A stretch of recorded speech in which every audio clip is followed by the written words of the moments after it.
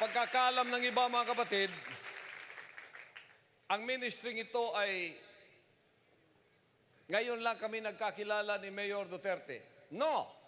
When we were in Villamor Street, that was many, many years ago,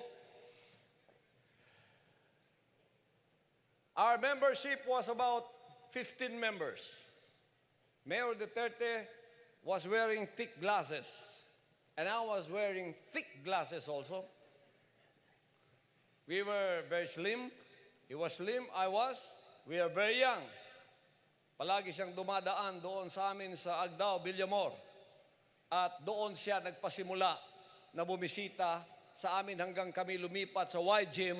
Doon siya nagpasimula na rin na kumampanya bilang Vice Mayor muna pagkatapos hanggang naging Mayor.